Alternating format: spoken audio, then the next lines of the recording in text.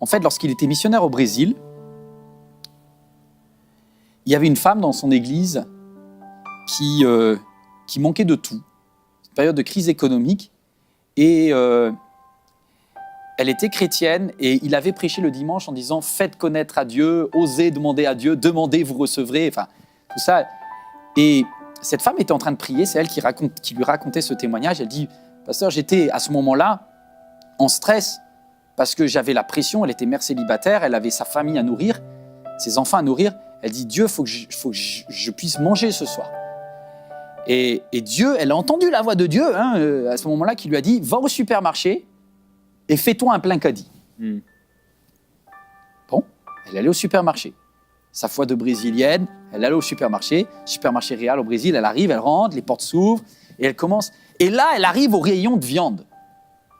Et instinctivement, elle dit « Il faut que je zappe, je ne vais pas me mettre en tentation. » Et elle réentend cette voix de Dieu, le Père qui dit « Je pourvoirai à tous tes besoins, fais un plein caddie.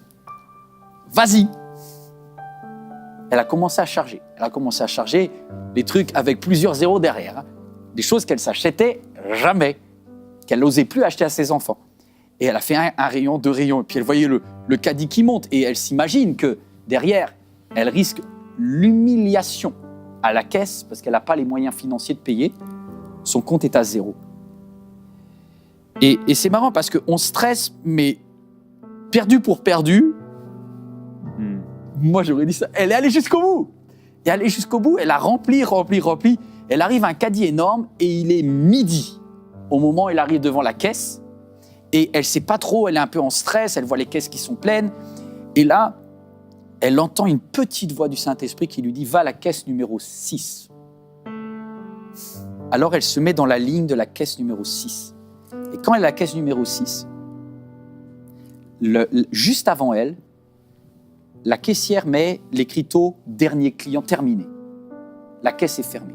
Elle dit « Madame, il est midi, je ne peux pas prendre votre caddie. » La chrétienne, elle est là avec son caddie énorme, rempli de choses qu'elle ne peut pas payer. Mais son Père Céleste a dit « Je prendrai soin de toi ». Et elle dit « À ce moment-là, je suis devant une caisse et un truc qui se ferme. Et je dis « Dieu, si c'est faux sur le 6, c'est peut-être faux sur le caddie et c'est peut-être la honte de toute ma vie. » Et la caissière lui a dit « S'il vous plaît, madame, la caisse 7 est disponible ou la caisse 5 ? Donc, allez auprès d'un de mes collègues. » Et là, elle a répondu « Je suis chrétienne et je dois rester à la caisse numéro 6. » Alors la dame à côté, elle l'a pris pour une folle. Elle lui a dit « Quand est-ce que vous revenez ?» Elle dit « Ma pause, c'est 30 minutes. Cette caisse sera réouverte que dans 30 minutes. » Pendant 30 minutes, avec son caddie plein, elle est restée buggée devant la caisse numéro 6. Et à 12h30 ce jour-là, le tapis a commencé à rouler.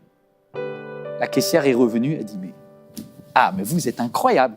Eh bien, on y va pour ce caddie alors. » Elle a commencé à dérouler. Et elle voyait le montant qui commençait à monter, 100, 150, 172, 190. Et au moment où elle se liquéfiait, elle était presque arrivée au dernier article, elle entend dans les haut-parleurs du supermarché « Tirage au sort du jour, la personne qui a ses courses à la caisse numéro 6, le magasin vous les offre. » Que dire? Elle s'est mise à pleurer, la caissière était choquée.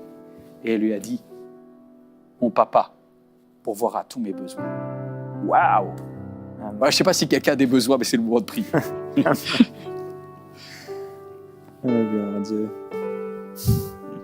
Oh, mon Dieu. Merveilleux, Seigneur. Dieu merveilleux, Jésus. Père, on veut te dire merci. Merci pour cette foule de témoins qui nous disent encore aujourd'hui que tu pourvois. Le manque, tu ne le connais pas. La peur, tu ne sais pas ce que c'est.